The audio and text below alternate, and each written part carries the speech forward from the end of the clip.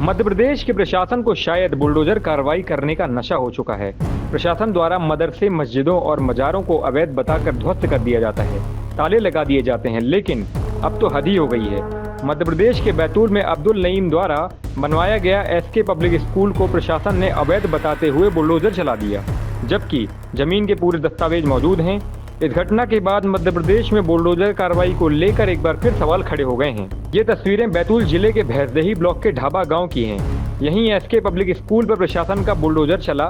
School का निर्माण गांव के निवासी अब्दुल नईम ने अपने निजी खर्च करीब 20 लाख रुपए से कराया था। गांव में करीब 200 आदिवासी हिंदू परिवार हैं और महज 3 मुस्लिम परिवार। स्थानीय लोगों के मुताबिक स्कूल को लेकर अफवाह फैलाई गई कि यहाँ अवैध मदरसा चल रहा है। ऐसे में सवाल उठता है कि जब गांव में केवल 3 ही मुस्लिम परिवार हैं तो भला कोई मदरसा क्यों ही खोलेगा और वहां किसे पढ़ाएगा। आपको बता दें कि इस पूरे मामले में पूरा गांव अब्दुल नईम के साथ खड़ा दिखा। क्या नाम है आपका? मेरा नाम अब्दुल नईम। क्या समस्या हुई है आपकी? कितनी सर, मैंने स्कूल के लिए आवेदन दिया। मैंने 5,000 स्क्वायर फीट में डाइवर्सन करके भवन बनाने के लिए आवेदन दिया था। ये उसके ऊपर भवन बना रहा था स्कूल के लिए आवेदन भी कर दिया था। मुझे जानकारी नहीं थी। मुझे बताया गया कि आपके पास में एनओसी नहीं है पंचायत की, आपका भवन तोड़ दिया जाएगा। तो मैं पंचायत से एनओसी नहीं लिया, मुझे इस बात की जानकारी नहीं थी। तो मैं इसका जो भी जुर्माना भरने को तैयार हूँ, मेरा भवन ना तोड़ा जाए, बस इतनी मेरे सब लोगों से अनुरोध है। मेरे सब, और अगर कलेक्टर साहब से मिले तो कलेक्टर साहब को बोलना है कि आप इलीगल हो, आपके साथ तो कार्रवाई की जाएगी। मेरी बात कहीं से कहीं तक नहीं सुनी जा रही, कोई मेरी बात सुनने को तैयार नहीं है। हर बात में बोल दिया जा रहा है। एक छोटी सी, आज तक पंचायत में कहीं किसी ने एनओसी किसी चीज़ के लिए नहीं लिया, इसलिए मुझे जानकारी नहीं थी, मैंने भी नहीं लिया। लेकिन मैं जब जानकारी जैसी मिली, मैं उनके बताया अनुसार साफ काम करने को तैयार हूँ। जो भी जुर्माना लगाया था उसको दिया। उससे मेरा एक अनुरोध है कि मेरा भवन छोड़ दिया जाए बस।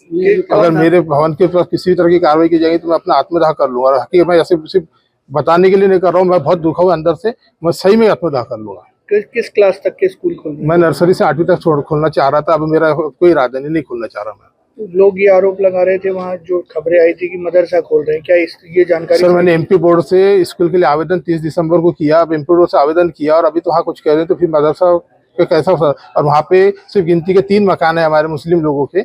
उसके अलावा हम मदरसा खोल के मैं किसको पढ़ाऊंगा? मेरे को इंटेंशन ही नहीं था मदरसा खोलने का।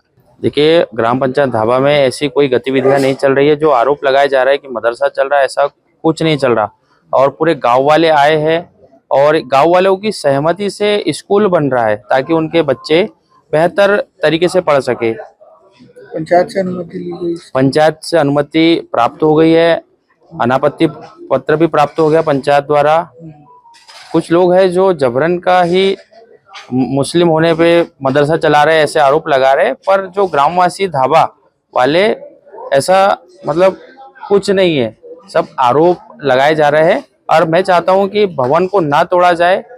अगर भवन तोड़ा तो हम पूरे ग्रामीण और जो मैं जयस कार्यकर्ता हूं, तो हम जयस कार्यकर्ता आंदोलन करने पर मजबूर हो जाएंगे।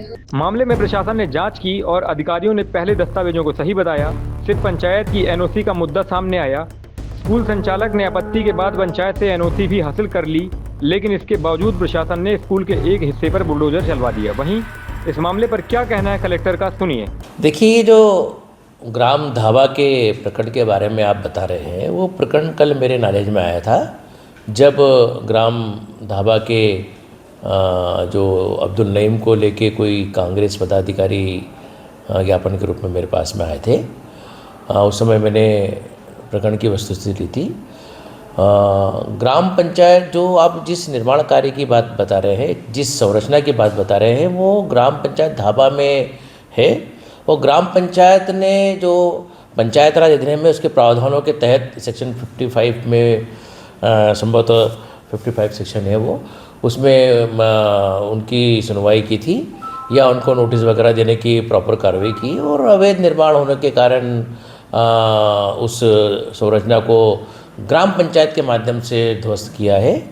मैंने एसडीएम को भी बुलाया था उस समय। एसडीएम और एसडीपी से भी मेरी बात हुई थी। तो अवैध संरचना होने के कारण ग्राम पंचायत ने कानून व्यवस्था बनाए रखने के लिए उनकी भी मदद मांगी थी। बता दें कि मध्य प्रदेश में ऐसे कई स्कूल हैं जिनके पास अपनी एक इमारत तक नहीं है, जहां बच्चे खुले आसमान के नीचे पढ़ते हैं। ऐसे में सवाल उठ रहा है कि जब एक व्यक्ति अपने पैसों से स्कूल बनवाता है तो उस पर इतनी सख्त कार्रवाई क्यों? ये वो सवाल हैं जो न सिर्फ उस गांव के लोग पूछ रहे हैं, बल्कि अब हर कोई ये सवाल पूछ रहा है। अब इस मामले में सिर्फ जवाब का इंतजार है। पंजाब केसरी के लिए बैतूल से रामकिशोर पवार की रिपोर्ट।